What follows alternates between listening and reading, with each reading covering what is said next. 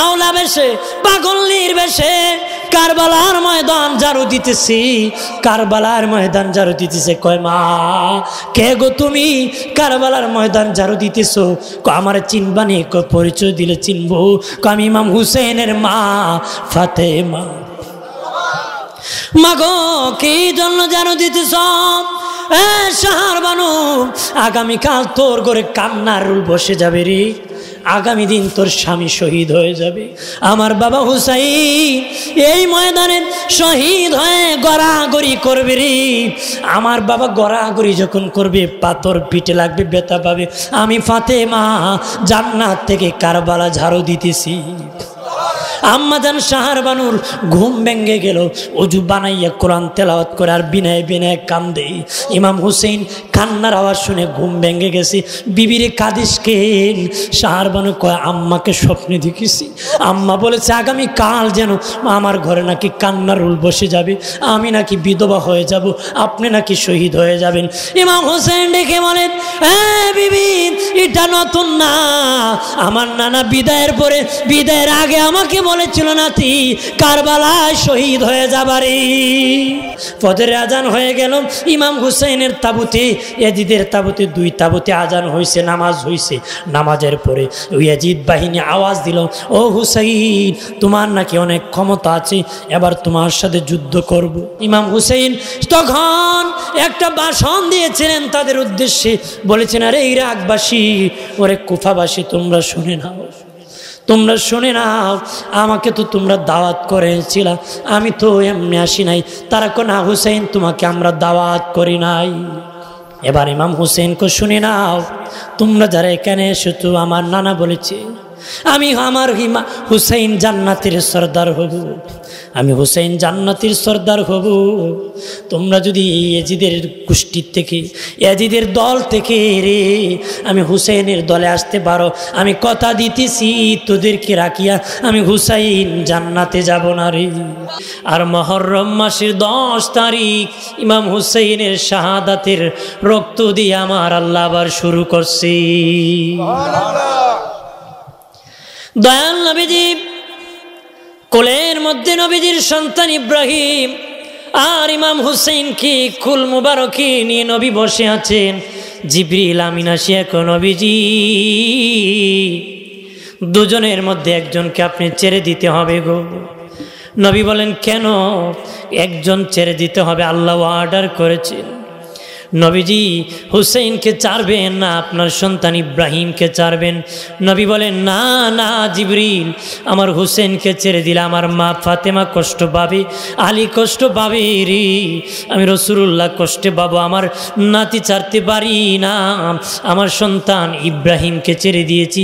কিছুদিন পরে নবী সন্তান ইব্রাহিম ইন্তেকাল হয়ে গেছে, অর্থাৎ বিদায় হয়ে যাবেন। নবী বলেন আমার নাতি ইন্তেকাল হলে আমার মা কষ্ট পাবে, আমি কষ্ট পাবো, আমার নাতি তাক সন্তান চলে যাক। আল্লাহু আকবার বলেন না, জোরে বলি সুবহানাল্লাহ। ভাইরা আমার খেয়াল করেন, ইমাম হাসান দয়াল নবীজির মাথা থেকে কোমর পর্যন্ত নবীর মতন ছিলেন, আরেক ভাই কোমর থেকে পা পর্যন্ত ছিলেন। নবী বলেন তারা দুই ভাই মিলে আমি রসুলের মতন নাম রাখছেন হাসান হুসেন। নবী বলেন ওই দুই নাম জান্নাতি নাম, আমি প্রথম আমার নাতির নাম রাখছি সুবহানাল্লাহ, জান্নাতি নাম। নবী চুমু খেতেন গাল মুবারকে, পৃথিবীর মানুষ জানতো না গালে চুমু দিলে ভালোবাসা হয়। দয়াল নবীজি ইমাম হাসান হুসেনকে গাল মুবারকে চুমু দিয়ে পৃথিবীর মানুষকে ভালোবাসা শিক্ষা দিয়েছেন, ভালোবাসা শিক্ষা দিয়েছেন। নবী বলেন আমার নাতি ইমাম হাসান হুসেনকে চুমু দিয়ে পৃথিবীর মানুষকে ভালোবাসা শিখাইছি। পৃথিবীর মানুষকে আমি ভালোবাসা শিখাইছি, গালে চুমু খেলে ভালোবাসা হয়। সুবহানাল্লাহ, জোরে কা। নানা নাতির প্রেমের খেলা, ভালোবাসা আর মহব্বত। এখন নানা নাতির দুশ্মনী, নাতি কয় বুড়া শয়তান আইছে, দাদা কয় গুন্ডা আইছে, কথা আছে না? ভাইরা আমার খেয়াল করেন ভালো করিয়া, দুই ভাই ডেকে বলে না না ঘোড়া কিনে দিবা না। বাবাজি কোন নানা চায় নাতিকে কিনে দিবি? প্রত্যেক দাদা চায় নাতিরে দিবি রে, নানা চায় নাতিরে কিনে দিবি রে। যদিও আমাদের দেশে অনেক দাদা আছে যে ছেলের টাকা আছে, অনেক দাদি আছে যে ছেলের টাকা আছে, ওই ছেলের সন্তানরে আদর করে। যে ছেলের টাকা নাই নাতিদেরকে দেখতে পারে না। যে মেয়ের স্বামীর টাকা আছে ওই নাতির আদর আছে, যে মেয়ের টাকা নাই তার নাতির আদর নাই। শয়তান কি? শয়তান ছাড়া আর কিছু হতে পারে? নাতির তো দোষ ছিল না, তুমি একের নিমক হারাম। ভাইর আমার, নাতিদেরকে আদর করা দয়াল নবীর সুন্নত। নাতিদেরকে আদর করা নবীজির সুন্নত। হোক ধনী ছেলের, হোক গরিব ছেলের সন্তান, হোক গরিব মেয়ে, হোক ধনী, নাতিদেরকে মা আদর করবা। দাদু হয়েছো, নানু হয়েছো, নানা হয়েছেন, দাদা হয়েছেন, নাতিদেরকে আদর করবা নবীর সুন্নত। যদি এই সুন্নত আদায় করতে পারো আমার নবীর সাথে তোমার জান্নাত হবে। আদর করো, হিংসা করো না। হিংসা করা দরকার আছে? দইবা যায় দেখে দয়াল নবীজি মসজিদ নববীতে সেজদায় পড়ে আছে। মাকে ডেকে বলেছিল, মা নানা কই গো? মা বলে, তোদের নানা মসজিদে আছে, চলে যাও। যে দেখি নবীজি সেজদায় পড়ে আছে। হাসান যে নবীর পিঠ মোবারকে বসে নবীজির চুল মোবারক, ভাবরি চুল মোবারক ছিল, চুল মোবারকে ধরেছি, লাগাম ধরেছি। ছোট ভাইকে বলে আমার পাশনে বস, নবীর কান মোবারকে ধর লাগাম। নানাকে বলেছি ঘোড়া কিনে দিবি, দে না, আজকে জনমের মতন ঘোড়া দৌড়াবো। আল্লাহু আকবার। অনেকক্ষণ হয়ে যায়, দুই ভাই নামে না। বাবাজি নবীর ডান হাত মোবারক খানা এইভাবে উঠেছেন, দুই ভাইকে নামায় দিবেন। জিবরিল আমিন আসিয়া নবীকে জানাই দিছে। জিবরিল কো নবীজি আল্লাহ জানাইছে তারা দুই ভাই যতক্ষণ পিঠ মুবারক থেকে নামবে না ততক্ষণ আপনি নামাবেন না। তাহলে আল্লাহ তাদেরকে আদর করে। আল্লাহ ইমাম হাসান হুসেনকে কি বলেন? দুবাই যতক্ষণ নামবে না নবী ততক্ষণ নামাবেন না। আল্লাহু আকবার কর। আমার প্রাণের দুস্থ বুজুর্গ গণারে, তারপরে বাবাজি অনেকক্ষণ সময় ধরে যখন নবীজি সেজদায় পড়ে আছে, দুই ভাই নেমে গেছে। নামিয়া কয় নানা উঠেন গো। নবী উঠতেছেন না। দুই ভাই কানের কাছে যায়, কয় নানা রাগ করছো নাকি, গুসা করছো নাকি? অনেকক্ষণ পিঠে বসেছি বলে। ও নানা আম্মা রুটি বানাইছে, আমরা যায় খাই, তাড়াতাড়ি উঠেন। নবী উঠার পরে তার দুই নাতিকে নিয়ে নবীজি মা ফাতেমার হুজরা শরীফে গেলেন। তখন দুই ভাই ডেকে বলে, নানা রুটি খাবো ঠিক, এর আগে কয়েকটা প্রশ্নের উত্তর দাও। বলেন নানা। এক নম্বর প্রশ্ন জানতে চাই, আল্লাহর দরবারে আপনার মর্যাদা বেশি না আমরা দুই ভাইয়ের মর্যাদা বেশি, একটু বলে দেন। নবী বলেন, বলো রে নাতিরা, তোমরাই বলো কার মর্যাদা বেশি। দুই ভাই ডেকে বলে, ও নানা যদি আমরা বলি তাহলে আমাদের মর্যাদা বেশি। নবী বলেন, কেমনে তোমাদের মর্যাদা বেশি তোমরা বলো। তখন ডেকে বলে, শোনেন নানা, আমাদের মা হলেন খাতুনে জান্নাত, ফাতেমাতুজ জোহরা জান্নাতের সরদার হবে। ও নানা বলেন গো আপনার মা কোন জান্নাতের সরদার? আস্তে কই, বাঙালি উল্টো জোরে কইলে আস্তে কয়, আস্তে কইলে যদি কেউ উত্তর দিকে যাইও না বিপদ আছে। এ কয় আগে বাগে গিয়ে কয় দেখি কি আছে নাকি। এটা আমাদের অভ্যাস, যাই তুই।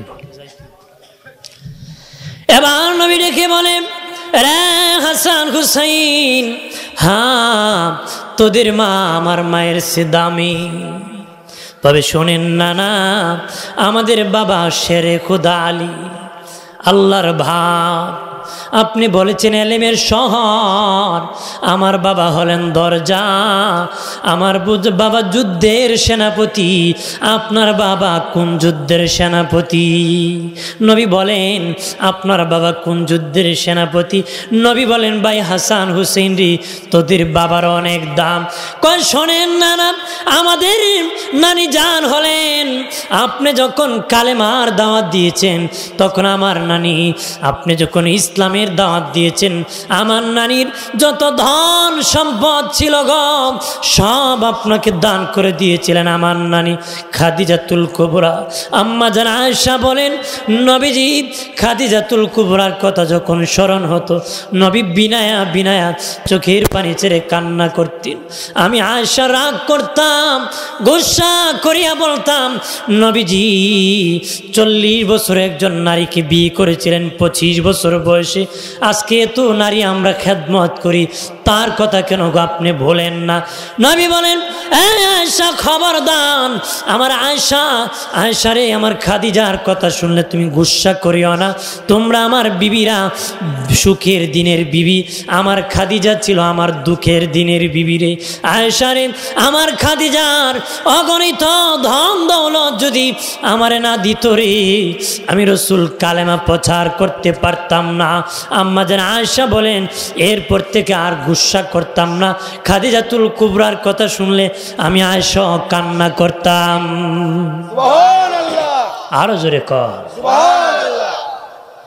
এবার ইমাম হাসান হুসাইন ডেকে বলে না না, আপনি যখন গারে হেরাত থেকে কালেমার দাওয়াত নিয়ে এসেছিলেন, আমার নানি প্রথম কালেমা পড়ে মুসলিম হয়েছিলেন, আমার নানি প্রথম মুসলমান।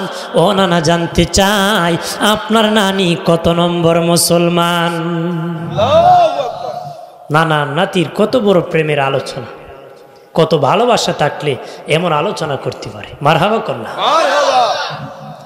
এবার ডেকে বলে নানা, ও নানা, আমাদের নানার পরিচয় শুনেন, যিনি শাফিল মুজনাবিনী ইমামুল মুরসালিন, যিনি কাউসার খাওয়াবি, যিনি সব নবীর জন্য সুপারিশ করবে।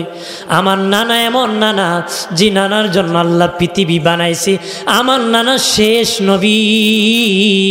ও নানা, আমি জানতে চাই আপনার নানা কোন নবী? আপনার নানা কোন নবী? নবী চোখের পানি ছেড়ে কই ভাইরি, তোদের নানারও দাম, নানিরও দাম, মায়েরও দাম, বাবারও দাম, তোর আর আমার চেয়ে দাম বেশি।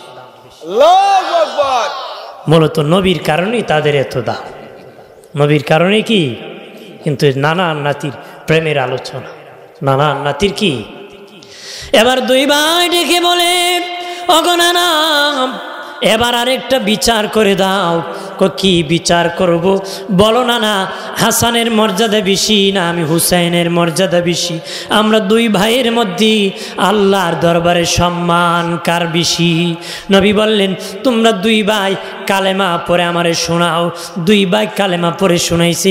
নবী বলেন আল্লাহর কসম খেয়ে বলি নাতিরা রে, হাসান যখন পড়েছিল মনে হয় হুসাইন পড়েছে, হুসাইন যখন পড়েছে মনে হয় হাসান পড়েছে। আমি অনুমান করতে পারি নাই, আমি নাম্বার দিতে পারি নাই, দুজনের একই সুন্দর কালেমা। আল্লাহু আকবার। এবার নবী ডেকে বলেন আমার নাতিরা, দুইজন কালেমা লেখে দেখাও। দুই ভাই কালেমা লেখে দেখেছি। বলে নাতি, নবী বলেন আমার নাতিরা, হাসানের লেখার দিকে তাকাইলে মনে হয় হুসাইনের লেখা, হুসাইনের লেখার দিকে তাকাইলে মনে হয় হাসানের লেখা। দুই ভাইয়ের একই রকম একই সুন্দর লেখারে আমি অনুমান করতে পারতেছি না, নাম্বার দিতে পারতেছি না। জিবরিল আসিয়া নবী এইভাবে নাম্বার দিতে পারবেন না। আল্লাহ স্কেল দিয়েছে, আপনি দুই ভাইকে মাপ দেন, দেখেন কে কত লম্বা হয়। স্কেল দিয়ে মাপ দেওয়ার পরে দেখেন দুই ভাই সমান হয়েছে। দয়াল নবী ভেবেছিলেন হাসানের তুলনায় হুসাইন 11 মাসের ছোট্ট, হয়তো হুসাইন একটু ছোট্ট হবে, হাসান একটু বড় হবে। স্কেল মাপ দিয়া জিবরিল কো নবীজি দুই ভাই দেখি সমান। আল্লাহ কো জিবরিল আমার বন্ধুরে জানাই দাও দুই ভাইয়ের সম্মান আমি আল্লাহর কাছে সমান। দুই ভাইয়ের মর্যাদা কি? আমি আল্লাহর কাছে। ভাইরা আমার খেয়াল করেন, ভালোভাবে প্রাণের বাবাজি, নানার নাতির কত প্রেমের আলোচনা রে। 3 দিন 4 দিন হয়ে যেত, ঘরে কোনো খাবার নাই রে। ইমাম হাসান হুসেন বলেন, নানার দরবারে যাইতাম যখন, নানার নূরের চেহারার দিকে তাকাইতাম, আমাদের খিদা নিবারণ হয়ে যেত রে। নবীজি জিব্বার মধ্যে যখন আমরা চাটতাম, খিদা নিবারণ হয়ে যেত। নবী একদিন হুজরা কুলিয়া দেখেন একটা লোক ডানে উকি মারতেছে, বামে উকি মারতেছে, ঠান্ডা রজনী। নবী দেখলেন আলী উকি দিতেছে। আলী, কেন রে বারবার হুজরার দিকে তাকাইতেছে? নবীজি কিছু না গো নবীজি। নবীজি বললেন, আলী রে, বুঝতে পেরেছি রে, ঘরে খাবার নাই, এই জন্য তুমি বারবার তাকাইতেছো। যাও সামনে দেখো একটা খেজুর গাছ আছে, বলি আমি নবী বলেছি তোমারে খেজুর দেওয়ার জন্য রে। হযরত আলী বলেন, খেজুর গাছের কাছে যখন গেলাম, তাকায় দেখি খেজুর গাছে কোনো খেজুর নাই। আল্লাহু আকবার বলেন না। বললাম, খেজুর গাছ, নবীজি বলেছেন আমাকে তুমি খেজুর দিবি রে। হযরত আলী বলেন, আল্লাহর কসম কে বলি, আল্লাহর কসম কে বলি, বলতে দেরি খেজুর গাছের মাথা থেকে পাকা পাকা খেজুর জমিনে পড়তে দেরি হয় নাই।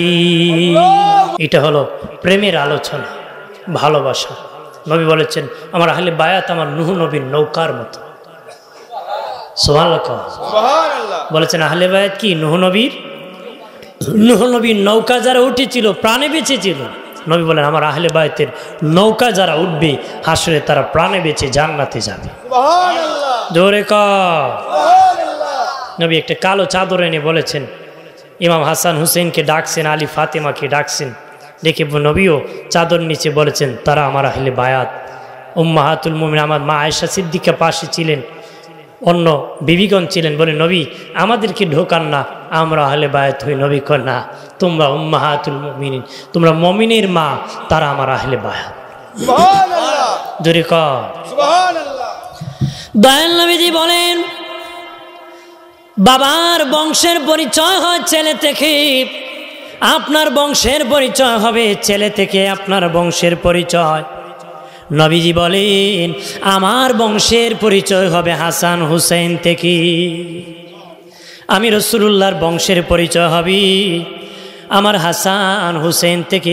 স্বাভাবিকভাবে আমাদের হলো বাবার থেকে সন্তানের বাবার বংশের পরিচয় হয়, সন্তানের বাবার থেকে তার বংশ আসে, মেয়ের নয় বাবাজি। কিন্তু নবী বলেন, আমার হাসান হুসেনের বংশ আমি রাসূলুল্লাহ থেকে যাবি। এই আওলাদে রাসূল যারা আছেন সবাই হলো ইমাম হাসান হুসেনের বংশধর। সুবহানাল্লাহ। নবীর বংশধর এখন যারা আছেন সবাই কি ইমাম হাসান হুসেনের বংশধর। নবী বলেছেন, তারা আমার উত্তরসূরি হবে, তাদের বংশ আমি রাসূল থেকে নির্ধারণ হবে। জোরে কর আল্লাহ।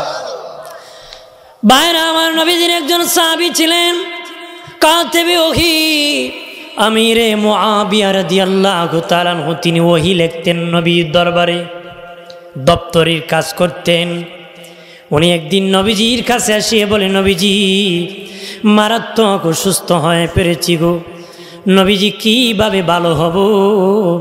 নবী বলেন, তুমি একটা বিয়ে করো রে, আল্লাহ তোমাকে ভালো করে দিবে। তবে রে মুআবিয়া, বিয়ে করার পর একটা সন্তান হবে, ওই সন্তানটা আমি নবীর বংশের গলায় তরবারি ধরবে। নাউজুবিল্লাহ বলে, নাউজুবিল্লাহ। উনি চিৎকার দিয়ে বলে, নবীজি, ও মায়ার নবীজি, আমি বিয়ে করব না। নবী বলেন, তাহলে তুমি ভালো হবে না রে। উনি 80 বছরের বেশি একজন মহিলাকে বিয়ে করেছিলেন যেন সন্তান না হয়। 80 বছরের বেশি একজন বয়স্ক মহিলাকে বিয়ে করেছিলেন। আল্লাহর কুদরত বোঝা যায় না বাবা। 80 বছরের বেশি মহিলার গর্ভ থেকে একজন সন্তান এসেছিল, নাম রেখেছিল এজিদ। নাম রাখছিল কি? এজিদ। এজিদ নাম কেউ রাখে? কোন কাফিরের ছেলের নাম হুনচিন নিয়ে এজিদ, এটা লানতের পাত্র। এটা কি? লানতের পাত্র। কিন্তু সে চেয়েছিল ইমাম হাসান হোসেনের নাম পৃথিবীর থেকে মুছে ফেলবে, কিন্তু তার নিজের নামটাই নিজে মুছে ফেলছে। কথা কয় না? ভাইরা আমার খেয়াল করেন ভালোভাবে। আবু হুরায়রা রাদিয়াল্লাহু তাআলা আনহু বলেন, আল্লাহর কাছে দোয়া করেছিলেন আল্লাহর নবীর সাহাবী হযরত আবু হুরায়রা রাদিয়াল্লাহু তাআলা আনহু দোয়া করেছিলেন, মালিক আমি আবু হুরায়রাকে 60 হিজরি দেখায়ও না, জালিমের শাসন আমারে দেখায়ও না গো, জালিমের শাসন আমারে দেখায়ও না, 60 হিজরি দেখায়ও না। বাবাজি 60 হিজরির পরেই হলো ইয়াজিদের শাসন এসেছিল রে। তুমি এইদের বাবাজি অনেক বছর আগে এই শাসন থেকে মুক্তি চেয়েছিলেন রে, তাহলে আগেই জানতেন এই শাসন আসবে। উনি দোয়া চেয়েছিলেন, আল্লাহ জালিমের শাসন আমারে দেখায়ও, জালিমের শাসন কি দেখে। বাইরে আমার খেয়াল করেন ভালোভাবে প্রাণের বাবাজি। আল্লাহ নবী বিদায় হয়ে গেলেন। নবীজি বিদায়ের পরে দুই ভাই নবীর রওজার মধ্যে যেতেন, রওজা শরীফে। নবীজি রওজার উপর দুই ভাই উঠিয়া ইমাম হাসান হুসেন ঘুমায় থাকতেন, শুয়ে থাকতেন। নবীজির সাথে তারা আলাপ আলোচনা করতেন। নবীজি রওজার ভিতর থেকে কথা বলতেন, তারা উপর থেকে জবাব দিত, তারা উপর থেকে কথা বলতো, নূরে নবী ভিতর থেকে জবাব দিতেন। দুই ভাই নবীর বিদায়ের পরে নবীর রওজার উপর বসে বসে শুয়ে শুয়ে কথা বলতো, আলোচনা করতো রে। একদিন বাবাজি দুই ভাই দৌড়ে বাড়ি গিয়েছে, দেখে তার মা কান্না করতেছি, কাপড় ভিজাইছি, আটার খাই করেছি। দেখে বলে, মা ও মা কি জন্য ঘম, তুমি এই জন্য এই কাপড়গুলা বেশি করে ভিজাইছো আর কান্না করতেছো? মা ফাতেমা ডেকে বলে, বাবা হাসান হুসেন, জীবনে অনেক কাপড় ধুয়ে দিয়েছি, এটি জীবনের শেষ কাপড় ধুয়ে দিব। জীবনে অনেক গোসল তোদেরকে করাইছি, এবার জীবনের শেষ গোসল করাবো। তখন ডেকে বলে, কেন? হযরত আলী আসে বলে, কেন গো ও ফাতেমা কান্না করতেছো? মা ফাতেমা ডেকে বলেন, আমার স্বামী আলী, আমার আব্বাজির সাথে আমার স্বপ্নে দেখা হয়েছে। আজকে তো আমরা দুজন রোজা রেখেছি, সাহারি খেয়েছি, নফল রোজা রাখবো। শোনো, আমি যখন সাহারি খেয়ে যখন একটু শুয়েছি, আমার আব্বা আমাকে বলেছে, ফাতেমা সাহারি খাইছো, তোমার স্বামী আলীর সাথে ইফতার করবা, আমি বাবার সাথে তুমি জান্নাতে। কথা কই না? সুবহানাল্লাহ। সাহারি খাইছো, স্বামীর সাথে ইফতার করবা, বাবার সাথে জান্নাতে। নিশ্চিত আমার ইফতারের আগে ইন্তেকাল হয়ে যাবে। দয়াল নবীর বিদায়ের পরে দুই ব্যক্তি বেশি কান্না করেছিল রে। নবীজির বিদায়ের পরে দুই ব্যক্তি বেশি কান্না করেছিলেন, একজন পুরুষ আর একজন মহিলা। পুরুষের মধ্যে বেলালে হাফসি বেশি কান্না করেছিলেন, মহিলাদের মধ্যে ফাতেমাতুজ জোহরা বেশি কান্না করেছিলেন। দয়াল নবী ইন্তিকালের আগ থেকে উনি কান্না হাও মাও করে শুরু করেছিলেন। নবীজি কান মোবারকে মা ফাতেমাকে কি জানি বলেছে, কান্না বন্ধ করে দিয়েছে। আম্মা জান আয়েশা বলেন, ফাতেমা কান্না কেন বন্ধ করে দিয়েছিল? আমার বাবা কানাকানি কইছে, কান্দিস না, আমার বিদায়ের পরে তোর সাথে প্রথম আমার দেখা হয়ে যাবে। তার মানে আমি প্রথম ইন্তেকাল করবো, আমার বাবার সাথে জান্নাতে দেখা হয়ে যাবে। দেখে বলেন, স্বামী রে, ও আমার স্বামী আলী, জীবনে অনেক অজু করাইছি, এবার জীবনের শেষ অজু করাবো। কোনো কষ্ট দিয়ে থাকলে তুমি ক্ষমা করে দিও স্বামী। জীবনে চলতে ভুল হতে পারি, কষ্ট পেয়ে থাকলে ক্ষমা করে দিবা। কিয়ামতের দিন আমার বাবার সামনে আমি ফাতেমাকে লজ্জা দিও না। হযরতে আলীও হাওমা করে কাঁদিয়া বলে, ফাতেমা লজ্জা দিও না রে, কত ধনীরা তোমার বিয়ের প্রস্তাব দিয়েছিল তোমাকে বিয়ে করার জন্য, নবী রাজি হন না রে। আমি গরিব আলীর কাছে নবী বিয়ে দিছে, যার ঘরে খাবার নাই, পোশাক নাই, ভালো ঘর নাই, নবীর ঘরে চুলায় পাক হলে আমি খাইতাম। আমি এইভাবে কষ্ট করেছি। নবী আমাকে বলেছিল, আলী কি জমাইছো ফাতেমাকে, কি দিবা বিয়ে করবা? আমি বললাম, কিছু নাই। নবী যুদ্ধের মাঠ থেকে তরবারি পেয়েছি, ঘোড়া পেয়েছি, ঢাল পেয়েছি, তিনোটা বাজারে বিক্রি করে দিব। নবী বলেছিলেন, আলী খবরদার, ঘোড়া তরবারি বাজারে বিক্রি করা যাবে না রে, যুদ্ধ হর লেগে আছে, ডাল বাজারে বিক্রি করে দাও। বিক্রি করতে উসমান গনির সাথে দেখা হয়েছিল। উসমান গনি বলেছিল, আলী ডাল বিক্রি করবা নাকি? কহা বিক্রি করব, প্রয়োজন কি? ফাতেমার সাথে আমি একটু ফাতেমাকে দিব, এই জন্য ডালটা বিক্রি করব। ডেকে বলেন, আলী রে তোমার ডাল কত দাম? হযরত আলী বলেন, ও উসমান গনি ভাই দামটা বলে নিয়ে যান। উসমান গনি বলে, আলী রে বেশি থাকলে বেশি দিতাম, আমার কাছে 440 দিরহাম, মতান্তরে 480 দিরহাম আছে, এর বেশি নাই, বেশি থাকলে আরো বেশি দিতাম, এর বিনিময় তুমি কি আমার কাছে ডালটা বিক্রি করবানি? হযরত আলী বলেন, হ্যাঁ বিক্রি করলাম। টাকা পেয়েছো? পেয়েছি। ডাল পেয়েছেন, নিয়ে যান। দৌড়াইতেছে উসমান গনি পাশনে, দাঁড়াও আলী, একবার বললা না ডালটা কোন দরকারে কিনেছি? এবার বলে আলী রাদিয়াল্লাহু তাআলা আনহু বলে, উসমান গনি ভাই আমি তো নবী অপেক্ষা করতেছি, এই জন্য আমি তাড়াতাড়ি দৌড়াইতেছি। বলেন উসমান গনি ভাই ডাল কেন কিনেছেন? হযরত উসমান গনি বলে, আলী রে ও আলী টাকা তো দিয়েছি, ডালটা তোমাকে আমি উপহার দিয়েছি। আরো জোরে কর। হযরত আলী চোখের পানি ছেড়ে কান্না ভেঙে পড়ে গেলেন। বললেন, উসমান গনি ভাই এই বিপদের দিনে এত বড় উপকার কেন করলা রে? আমি উসমান গনি ভাই আমি কারণটা জানতে চাই রে। উসমান গনি ধা ধা করে চোখের পানি ছেড়ে কালি রে, আমি উসমান গনি জীবনে অনেক কোরআন তেলাওয়াত করেছি, অনেক তাসবিহ পড়েছি, অনেক নামাজ পড়েছি, আমি অনেক ইবাদত করেছি।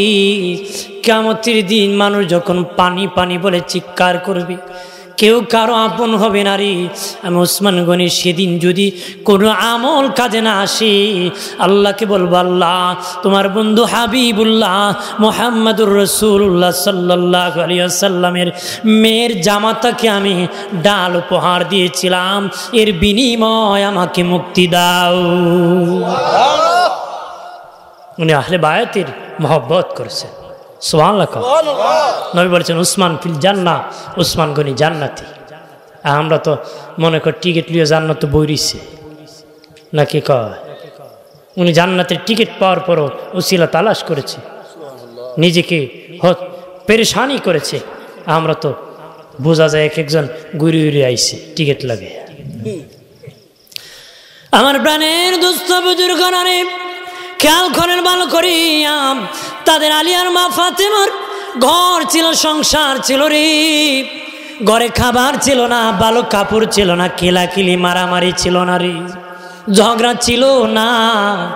আজকে মা বোনদের ঘরে টাকার অভাব নাই, কাপড়ের অভাব নাই, কিলাকিলির অভাব নাই, কারণ ইসলাম নাই, ধর্ম নাই, আদর্শ নাই, নবীর সুন্নাত তরিকা নাই।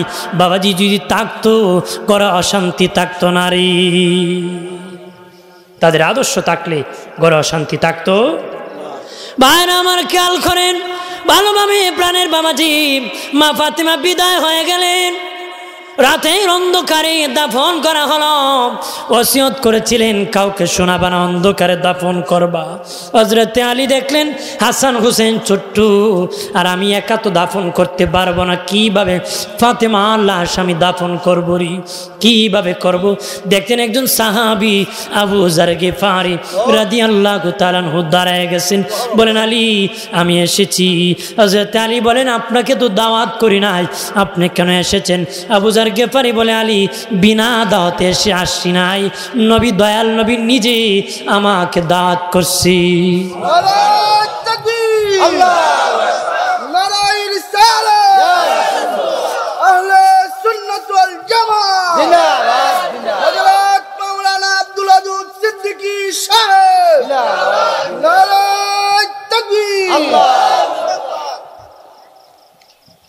কে দাওয়াত করছে? হযরত আলী ডেকে বলে, আরে আবু যার গিফারি, নবী কিভাবে তোমাকে দাওয়াত করেছে? আবু যার গিফারি বলেন, আমি যখন রাত্রি ইশারে সালাত পড়ে যখন ঘুমায় গেলাম, নবী স্বপ্নে আবু যার যা যা, আমার মার লাশ নিয়ে আলী দাঁড়িয়ে আছে, দাফন করতে পারতেছে না, তুমি যাইয়া দাফনের কাজে সহযোগিতা করো। দুই ব্যক্তির ইন্তিকালের পরে কবরের মাটি মেশক হয়েছিল রে। দুই ব্যক্তির ইন্তিকালের পরে কবরের মাটি মেশক হয়েছিল, মাটি থেকে মেশকের ঘ্রাণ বের হয়েছিল। একজন পুরুষ আর একজন হলেন মহিলা। পুরুষের মধ্যে ইমাম বুখারী রহমতুল্লাহ আলাইকে যখন কবরে রাখা হয়েছিল, ইমাম বুখারী রহমতুল্লাহ আলাইকে যখন কবরে রাখা হয়েছিল রে, মাটি দেওয়ার পরে কবরের মাটির থেকে মেশকের ঘ্রাণ বের হয়েছিল। আরেকজন ফাতেমাতুজ জোহরাকে যখন কবরে রাখা হয়েছিল তখন ওনার মাটি মেশক হয়েছিল। ভাইরা আমার, নানা নাই মাও নাই। বাবাজি নানো বিদায় হয়েছে, মাও বিদায় হয়ে গেছে। এবার বাবা আছে, দুই ভাই আছে রে। হযরত আলী কুফার গভর্নর, উনি ফজরের নামাজ পড়ার জন্য কুফার মসজিদে প্রবেশ করেছেন। দেখেন অনেক মুসল্লি এসেছে, একজন বড় বড় মুসল্লি এসেছে, লম্বা দাড়ি, মাথায় পাগড়ি, জুব্বা বা পরিধান অবস্থায় এসেছে। বাবাজি যখন প্রথম রাকাত পড়েছেন, দ্বিতীয় রাকাতের সেজদায় চলে গেছেন। ওই মুনাফিক মুসল্লি নামাজের মধ্যে হযরত আলীকে অতর্কিত আঘাত শুরু করে দিয়েছে। হযরত আলীকে আঘাত করা শুরু করে দিয়েছে।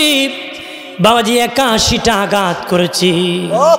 এর মধ্যে একটা আঘাত ওনার কান বরাবরে মাথার মধ্যে ঢুকে গিয়েছিল, আর রক্ত গড়িয়া গড়িয়া ওনার সাদা দাড়ি লাল হওয়া শুরু হয়েছিল। বাবাজি কারণ নবী আলীকে বলেছিলেন, বাবা আলী রে, যতদিন পর্যন্ত তোমার সাদা দাড়ি রক্তে লাল হবে না এর আগে তুমি শহীদ হবে না রে।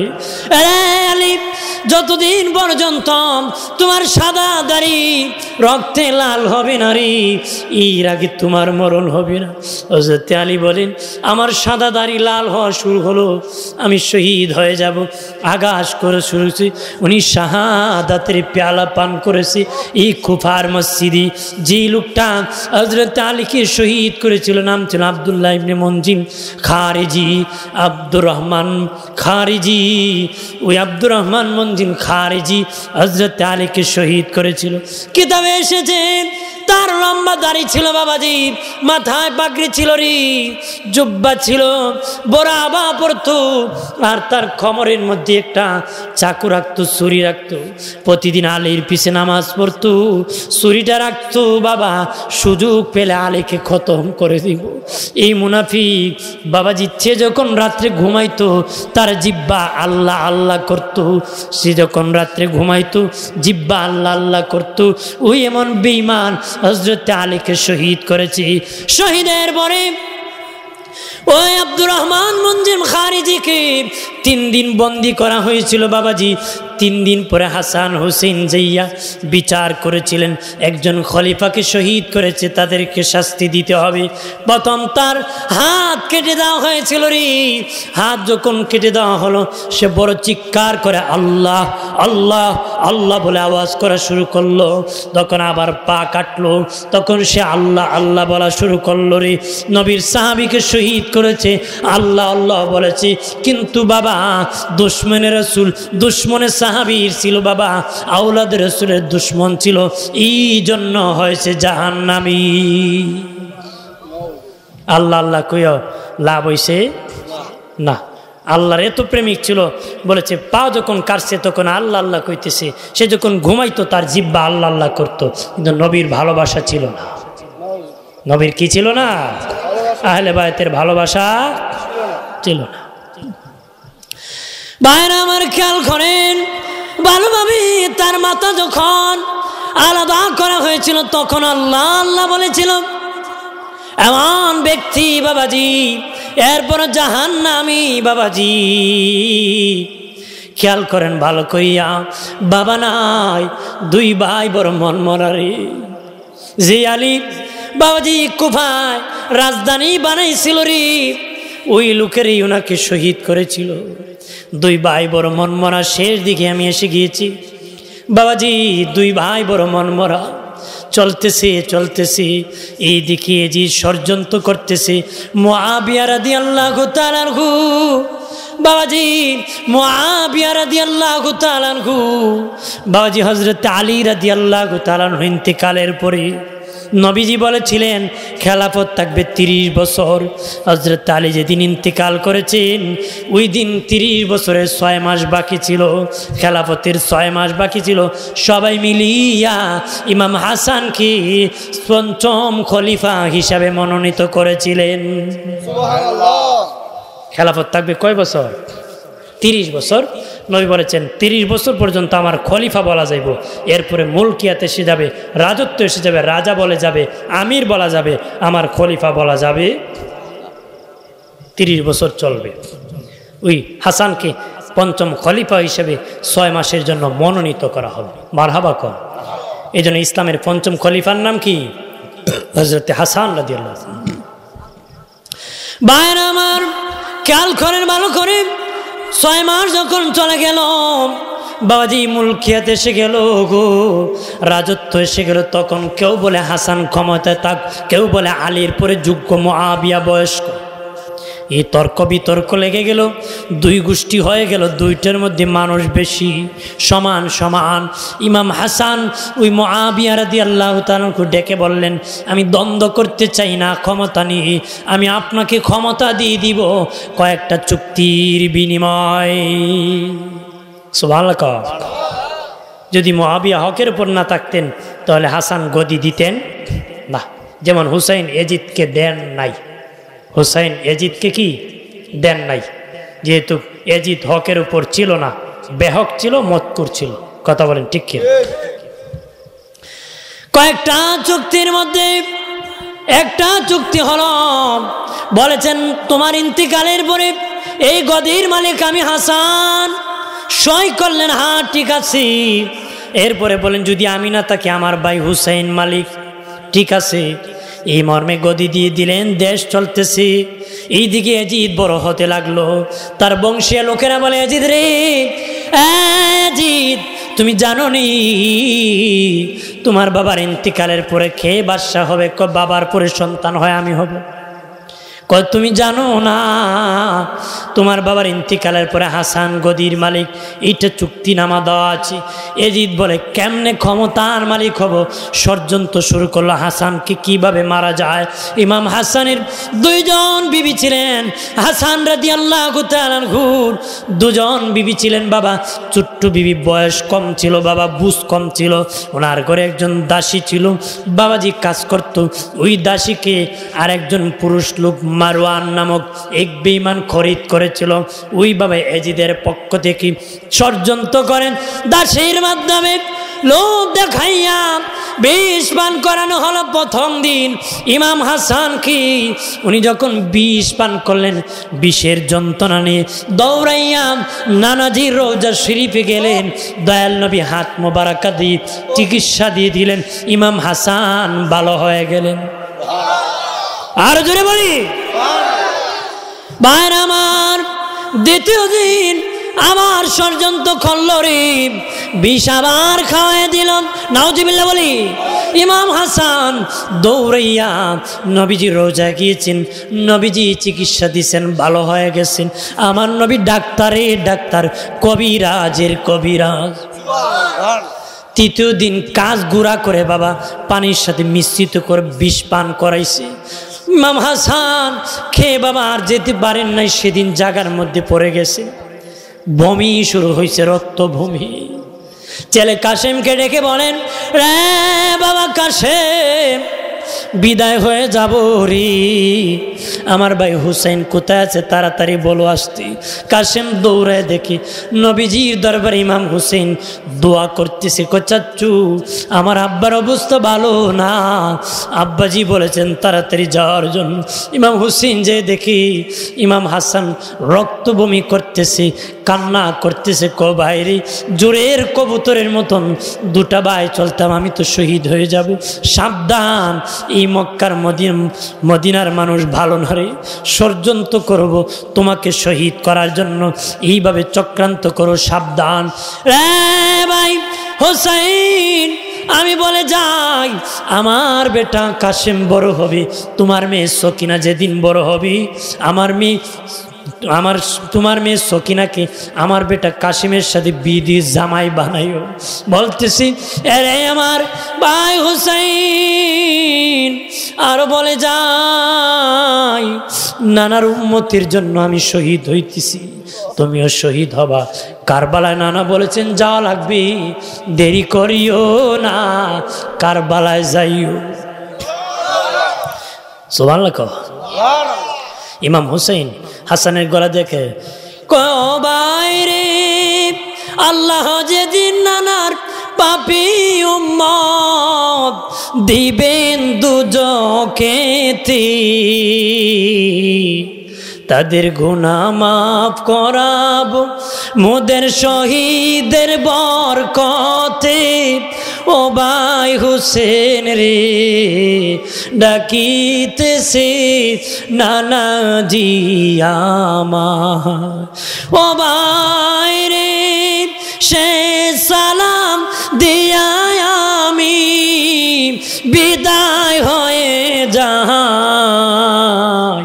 ওই সালামের জবাব যেন বাইরে, ওই সালামের জবাব যেন বাইরে কাল হাসরের দিন পাই।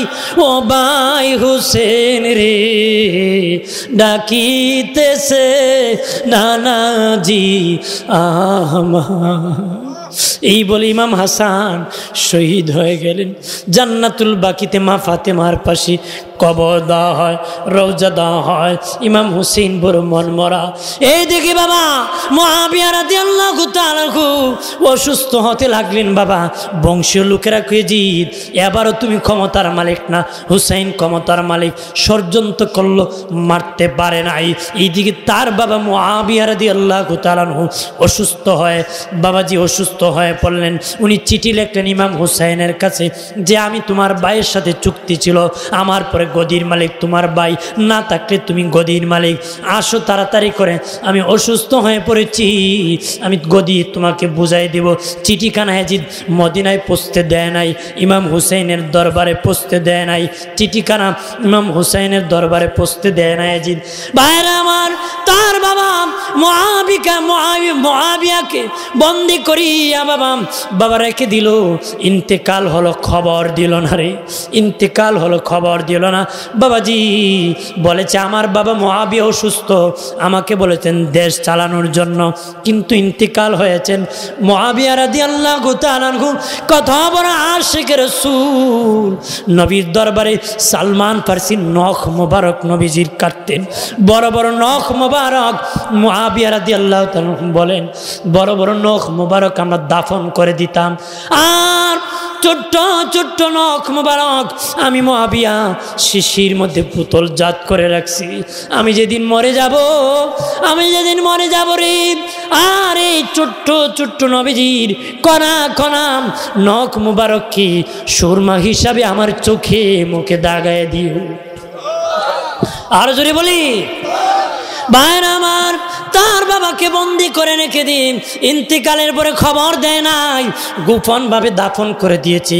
ক্ষমতা যখন হাতে নিয়েছে, পুলিশ প্রশাসন যত বাহিনী তার হাতে নিয়েছে, আজও বাবা সৌদি আরব এইভাবেই ক্ষমতা যায়। সাসারে বন্দি করে বাতিজা যায়, বাপরে বন্দি করে ছেলে ক্ষমতায় আয়। আমার বাবা অসুস্থ এই বলে ক্ষমতা দখল করে ফেলে। ঠিক এজিদও তার বাবাকে এইভাবে বন্দি করে, যেইভাবে বন্দি করে ক্ষমতা দখল করেছিল। ইন্তিকাল হয়েছে, খবর দেয় না, দাফন করেছে। এরপরে বাবাজি মক্কা মদিনায় চিঠি লিখেছি যে আমার বাবা ইন্তিকাল হয়েছেন, আমাকে খেলাফত দিয়েছেন, হুসেইন তুমি বায়াত গ্রহণ করো। দুজন ব্যক্তির বায়াত নেওয়ার জন্য ইয়াজিদ বড় চাপ সৃষ্টি করেছিল। একদিন আব্দুল্লাহ ইবনে জুবায়ের একজন, আর একজন ইমাম হুসেইন, দুজনের বায়াত নিলে সে শক্ত হয়ে যাবে। দুইজনকে বায়াত নেওয়ার জন্য চিঠি পাঠালো। ষড়যন্ত্র, লম্বা ঘটনা, চক্রান্ত। মদিনার থেকে ইমাম হুসেইন চলে গেলেন মক্কায়। সেখানে বাবা ষড়যন্ত্র করতে করতে কুফা থেকে ষড়যন্ত্র শুরু হলো। কুফার মানুষ ছিল বেঈমান, কথার কাজে তাদের মিল ছিল না, বলতো একটা করতো আর একটা। গোপার থেকে বাবা চিঠি যেতে যেতে 60টা মতান্তরে 120টা চিঠি বাবা গিয়েছে। শেষের চিঠির মধ্যে লিখেছে, হুসাইন যদি তুমি চিঠি না পেয়ে না আসো কুফায়, আমরা কিন্তু এজিদের কাছে বায়াত নিয়ে নেব, কিয়ামতের দিন তোমার নানার কাছে বিচার দিব। ইমাম হুসেন দেখলেন বিচার সইতে পারবো না, জীবন দিয়ে দিতে পারবো, কিন্তু নানার সামনে লজ্জায় পড়তে পারবো না। ওনার বংশীয় লোকদেরকে ডাকিয়া বললেন, আমার বংশীয় লোকেরা, আমি কুফায় যাব, চিঠি আসতেছে। তারা বলে সাবধান, যাওয়া যাবে না, যেতে পারবা না, সাবধান, খবরদান। বলে না, যেতেই হবে। কই ঠিক আছে, এর আগে তোমার প্রতিনিধি তোমার চাচাতো ভাই মুসলিম বিন আকিলকে পাঠাবো, মুসলিম বিন আকিলকে পাঠালে সে বলে দিবে রাইট না রং আছে, তারা ভালো না মন্দ। মুসলিম বিন আকিল খুশি আনন্দিত হয়ে বাবা ইব্রাহিম আর মোহাম্মদ তার 2 সন্তানের কথা হুজুর আগে বলেছেন, আমি সেই দিকে যাব না। কুফায় গিয়েছি, 1 সপ্তাহ বায়াত নিয়েছেন, 40,000 লোক ওনার কাছে বায়াত গ্রহণ করেছে 1 সপ্তাহে। একজন বলে দুপুরে দাওয়াত, আরেকজন বিকালে দাওয়াত, আরেকজন রাত্রে দাওয়াত, সকালে দাওয়াত, এইভাবে দাওয়াত আর দাওয়াত। দেখলেন মুসলিম বিন আকিল আমাকে পেয়ে এত খুশি, কুফাবাসী হুসেন আসলে না জানি কত খুশি হয়।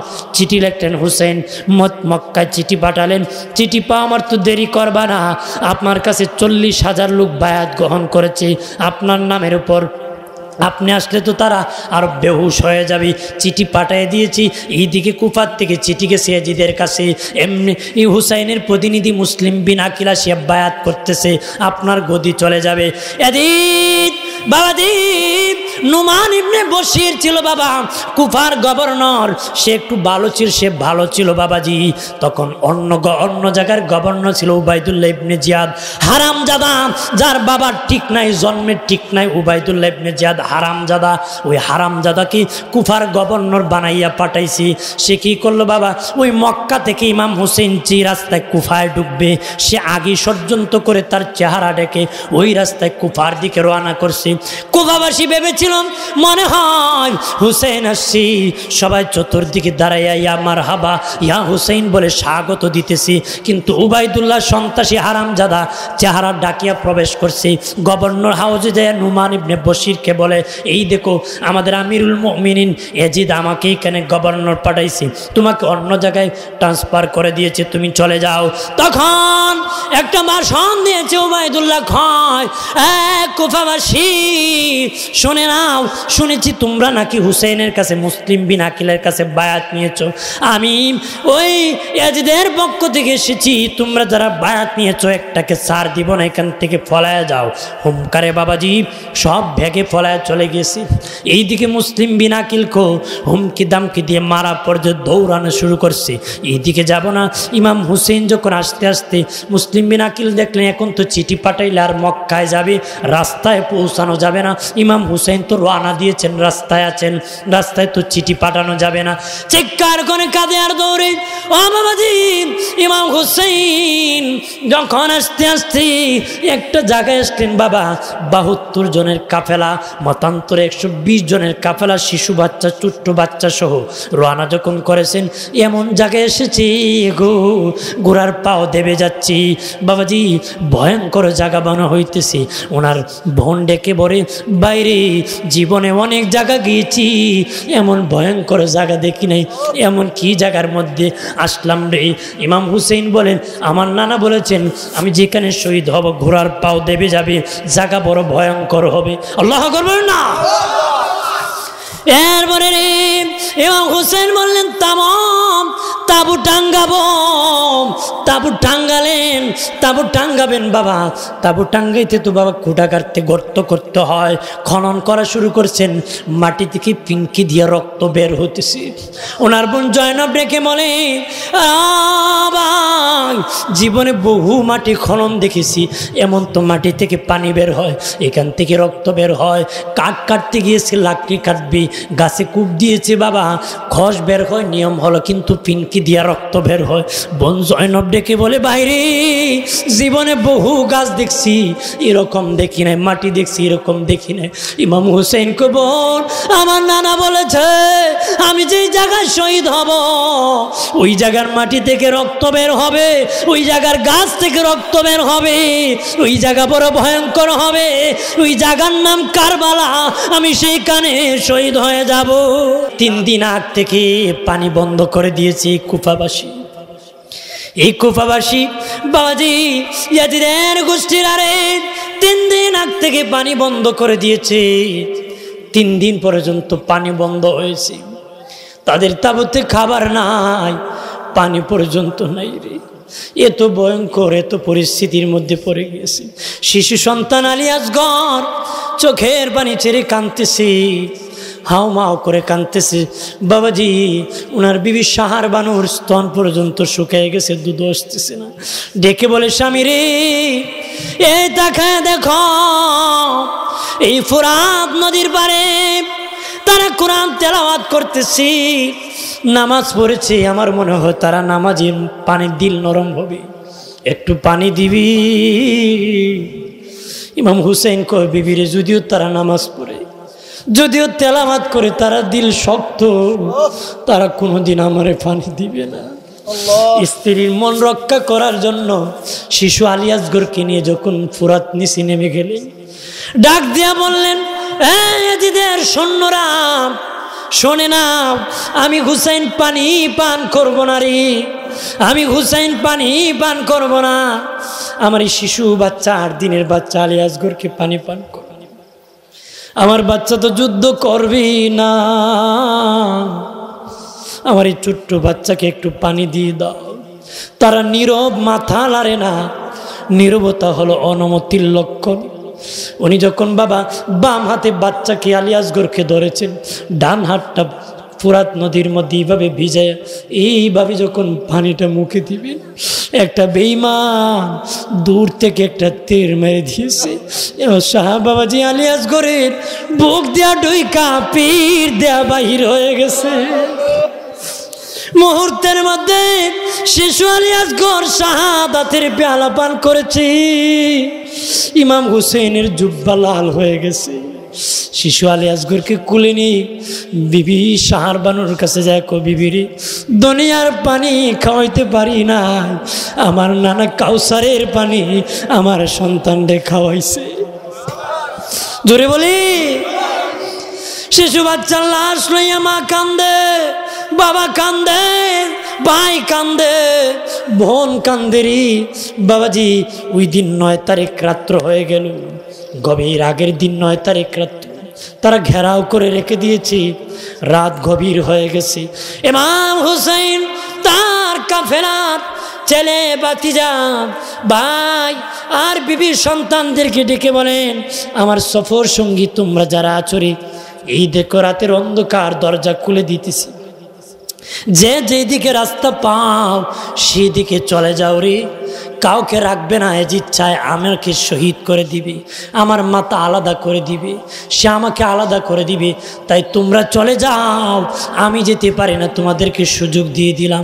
তারা চোখের পানি চারিয়া বলে গো হুসাইন রাতের অন্ধকারে কেন চলে যাব, রাখিয়া যেতে পারি না, বাচ্চা জীবনতে একদিন মরতেই হবে রে, জীবনতে একদিন মরতেই হবে, রাখিয়া মরতে পারি না, শহীদ হলে তোমার সাথে আমরা শহীদ হব। যদি চলে যায় দয়াল নবী হাসরের মাঠে বলবে আমার নাতিকে কারবালা রাখিয়া তোমরা চলে আসছিলা কেন, কি জবাব দিব? মরতে তো একদিন হবে, এইখানে মরে যাব, কেউ নরে না বাবা, রাতের অন্ধকার। বাবাজি একটু না বাতি নিবু একটু কমায় দিয়েছেন। ইমাম হুসেন বাবাজি কোরআন তেলাওয়াত করতেছেন, ইমাম হুসেন একটু শুয়ে গেলেন। আম্মাজান শাহার বানু ইমাম হুসেনের বিবি একটু শুয়ে গেলেন।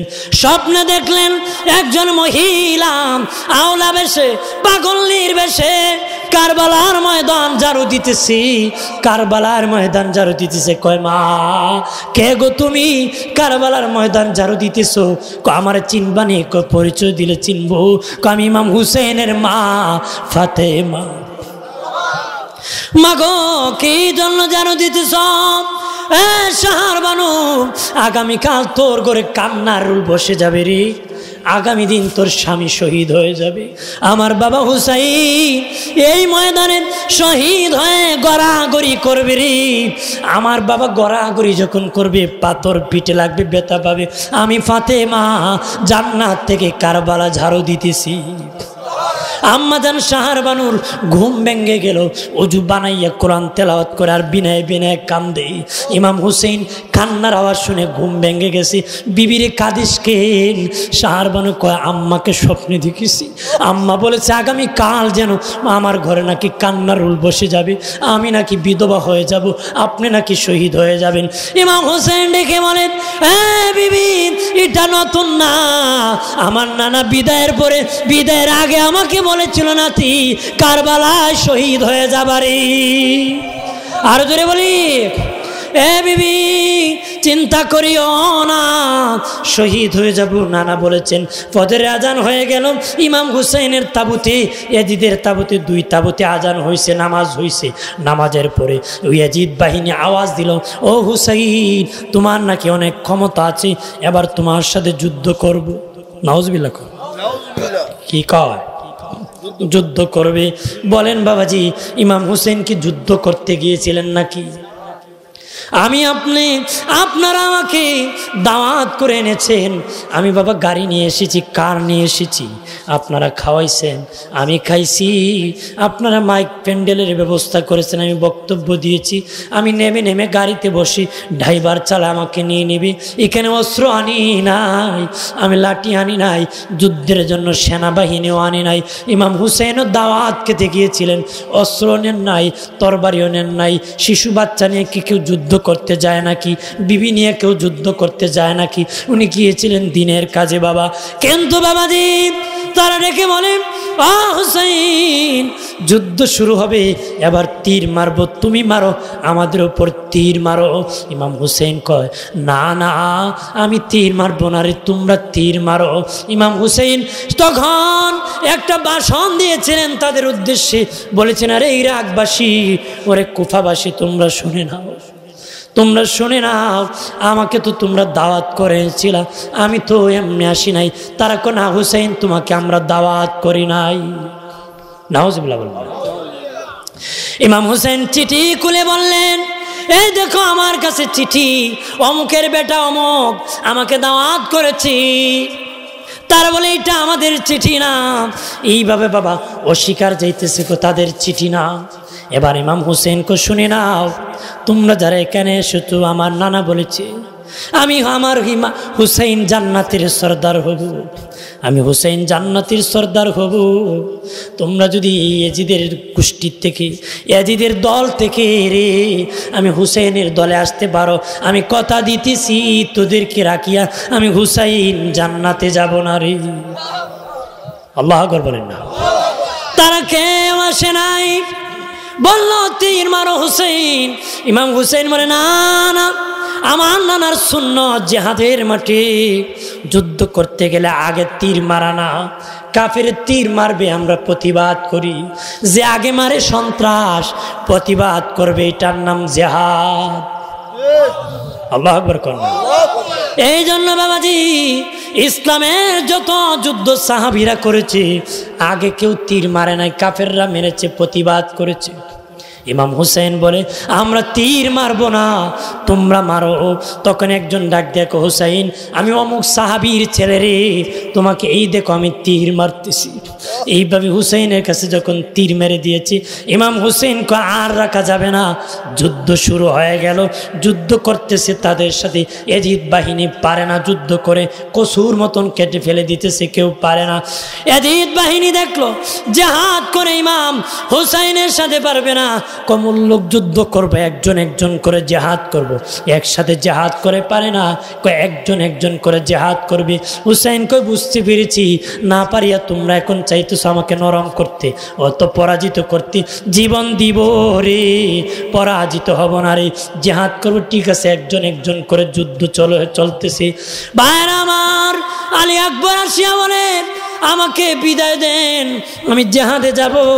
একজন চলে গেলেন, আব্বাস চলে গেলেন জেহাদ করতে। আব্বাস শহীদ হয়ে গেলেন, আলী আকবর শহীদ হয়ে গেলেন। একের পর এক শহীদ হতেছি, হাত কারো কেটে দিতেছি, পা কারো কেটে দিতেছি, এইভাবে কাটতেছি। ইমাম জয়নুল আবিদিন বলেন, আমি কুফায় যাওয়ার পরে, কারবালা যাওয়ার পরে অসুস্থ হয়ে পড়েছিলাম। কুলসুমের কুল মোবারকে আমি জয়নাল শুয়েছিলাম। কবর সুস্থ হইয়া আমার আব্বাজি হুসেন এসে বলেছিলেন, বাবা কি অবস্থা চরি? তখন আমি বলেছিলাম, আব্বা অনুমতি দেন, আমার ভাই শহীদ হয়েছে, আমার ভাইরা শহীদ হয়ে গেছে, আমার ভাই বড় ভাই চাচ্চু শহীদ, আমার চাচ্চু শহীদ হয়েছে, অনুমতি দেন, আমিও জেহাদের মাঠে কারবালায় শহীদ হয়ে যাব। ইমাম হুসেন কোনা জয়নাল, যারা আমরা শহীদ হয়েছি নবীর আমার নানার উম্মতের জন্য রে, ও জয়নাল তোমারে রেখে গেলাম আমার নানার উম্মতের জন্য রে। তুমি যদি শহীদ হয়ে যাও আমার নানার বংশ থাকবে না, তুমি শহীদ হবা না। তবে জয়নাল শুনো, শহীদ যাওয়ার পরে তোমাকে হয়তো বন্দি করা হবে রে, তোমাকে বন্দি করা হবে। তুমি জীবনে কোনোদিন দুনিয়ার কোনো বাদশার কাছে আমাদের শহীদের বিচার চাবা না, দুনিয়ায় কোনো বিচার করবা না, আখিরার কিয়ামতের দিন বিচার হবে রে। দুনিয়ায় কোনো বিচার যেন হয় না, দুনিয়ার কোনো বাদশার কাছে বিচার চাবা না। যদি মদিনায় যেতে পারো রে, ওরে জয়নাল, বাবা জয়নাল, জীবনে কোনো দিন যদি মদিনায় যেতে পারো, এই নিষ্ঠুরতার কথা আমাদেরকে দিয়ে শহীদ করা হয়েছে, এই কষ্টের কথা আমার নানার কাছে তুমি একটু বলে দিও, আমার নানার কাছে শহীদের কথা বলে দিও। ইমাম জয়নাল আবেদিন বাবাজি ইয়াজিদের জেলখানায় বন্দী হয়েছিলেন রে, মদিনা গিয়েছিলেন, নানা রোজা গিয়ে কান্দিয়ে কান্দিয়ে কইছিলেন, বলেছিলেন নবীজি আপনার নাতি হুসেনকে মাথা আলাদা করা হয়েছে, আলী আকবরের হাত কাটা হয়েছে, পা কাটা হয়েছে, আলী আকবরের মাথা কাটা হয়েছে, এইভাবে হাত পাও কেটে কেটে শহীদ করা হয়েছে। ইমাম হুসেন যেদিন শহীদ হয়েছিলেন বাবাজি কারবালার মাঠে লাশ মুবারক পড়েছিল, এজিদ বাহিনী যারা মরে গিয়েছিল তাদেরকে সাথে সাথে দাফন করেছিল, কিন্তু 3 দিন পর্যন্ত ইমাম পরিবারের লাশ পড়ে থাকলো, কেউ বাবা খবর রাখলো না রে। 3 দিন পর্যন্ত রে ওই ইমাম পরিবারের লাশ পরে রইল, কেউ খবর নিল না, কেউ খবর রাখলো না রে। 3 দিন পরে পাশের গ্রাম আমিয়া গ্রামের মানুষ আসিয়া দাফন করতে চিনতেছে না কোনটা হুসেনের লাশ, কোনটা আলী আকবরের লাশ, আলী আসগরের লাশ। একটা যুবক ঘোড়া দৌড়াইয়া, শেষ কথা আমার, আসিয়া বলে, আরে আমিয়া গ্রামের মানুষ, তোমরা চিনো না? আমি চিনি, এটা হুসেনের লাশ, এটা আব্বাসের লাশ, এটা ওয়াহাব কালবের লাশ, এইভাবে চিনাই দিতেছি। তারা আমরা চিনি না, তুমি কে গো এত তাড়াতাড়ি চিনে ফেললে? তোমরা শুনেছ ইয়াজিদের জেলখানায় জয়নাল আবেদিন বন্দি করা আছে, ক্ষমতা দেখাই নাই, দেখাইলে একটু যেতে পারতো না রে। যে জয়নাল আবেদিন ইয়াজিদের জেলখানায় বন্দি আছে, ওই জয়নাল আবেদিন কারবালা এসে লাশ চিনাই দিয়েছে। আরো জোরে বলি ভাইয়ের আমার, ইমাম হুসেনের মাথা মোবারক বল্লমের ভিতর ঢুকাইয়া বাবাজি বহুদিন পর্যন্ত শহর প্রদর্শন করছে, শহরে শহরে প্রদর্শন করছে লাশ মুবারকের মাথা মুবারক। এক মহিলা বলে, আমার জানালা খুলে দেখি ইমাম হুসেনের মাথা বল্লমের মাথা। আমি কইলাম, আহারে ইমাম হুসাইনের কাহিনী দেখি আসহাবে কাহাবের ঘটনার থেকে আরো আশ্চর্য ঘটনারই। তখন মহিলা বলে, ইমাম হুসাইনের মাথা থেকে আওয়াজ আসলো, মহিলা আসহাবে কাহাবের ঘটনার থেকে আমি হুসাইনের ঘটনা আরো আশ্চর্য ঘটনারই। মহিলা চিৎকার দিয়া বলে, কে কোথায় আছো? ইমাম হুসাইন মরে নাই। আল্লাহু আকবার বলেন না। আমি ঘরের ভিতর থেকে বলেছি, হুসাইনের কাহিনী আসহাবে কাফের ঘটনার থেকে আশ্চর্য, ওনার মাথার থেকে আওয়াজ আসছে, ওনার মাথাও কথা বলে রে, ইমাম হুসেনের মাথাও কথা বলে। জালিম ইয়াজিদের দরবারে, ওই কাফির বেঈমান ইয়াজিদের দরবারে যখন না হয়েছিল রে, ওই ইয়াজিদ লাঠি দিয়ে ইমাম হুসেনের দাঁত মুবারকের মধ্যে কুসা মারা শুরু করছে। ওই জালিম ইয়াজিদ ইমাম হুসেনের দাঁত মুবারকে কুসা মারা শুরু করছিল। নবীর একজন বয়স্ক সাহাবী বেঁচে ছিলেন, বলেন ইয়াজিদ রে, কারে তুমি কুসা মারতেছো? যার এই টুট মুবারকে নূরের নবীকে আমি সাহাবী কতবার চুমু খাইতে দেখছি। জালিম ইয়াজিদ ওই সাহাবী প্রতিবাদ করার কারণে লাঠি দিয়া বাড়িয়া বাড়িয়া ওনাকে হাত ভেঙ্গে দিছে, পা ভেঙ্গে দিছে। রাত্রে যখন ঘুমাইছি গো, নবী আসিয়া সাহাবীকে আদর করে কয়, তুমি আমার নাতির পক্ষ নিয়েছো, আমি খুশি হয়েছি। 16 থেকে 20 দিনের মাথায়, 19 দিনের মাথায় ওই সাহাবীও শাহাদাত বরণ করেছিলেন। আল্লাহু আকবার বলেন না।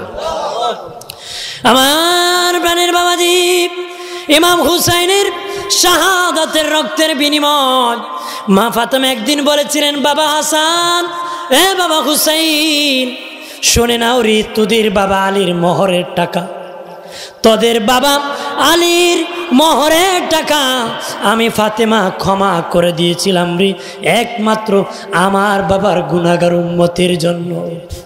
শুনে নাও এরে বাবা, তোদের বিনিময় আমার বাবার গুনাহগার উম্মতের নাজাত হবে রে। আর জোরে বলি, ইমাম হুসাইনের শাহাদাতের রক্তের পুঠায় পুঠায় রাসূলুল্লাহর উম্মত সুপারিশ পেয়ে জান্নাতে চলে যাবে।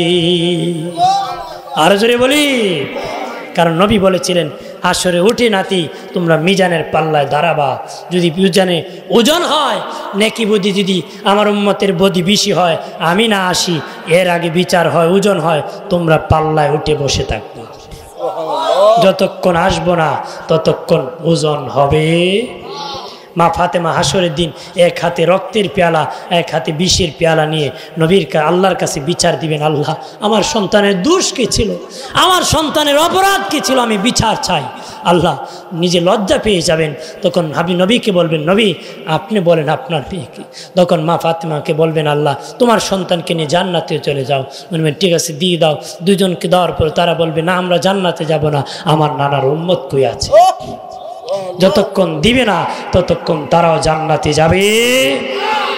দয়াল নবীজির কন্যা আমাদের মা ফাতেমাতুজ জোহরা, লাল টুকটুকে শাড়ি পরানো হবে, উটের পিঠে আহরণ করো, উটের পিঠে বসবেন। বাবাজি ফেরেশতারা মিছিল দিবে, মিছিল সহকারে আম্মা ফাতেমা জান্নাতে প্রবেশ করবে। ইমাম হাসান হুসাইন তো যুবকদের সর্দার হবে, মা ফাতেমা নারীদের সর্দার হবে। সুবহানাল্লাহ বলে না। কথাবার্তা কষ্ট পেলে ক্ষমার দৃষ্টি দেখবেন। আমিও দুর্বল মানুষ, দোয়া করবেন। অসুস্থতা নিয়ে চলতে হয়, আর আমি আপনাদের জন্য দোয়া করি।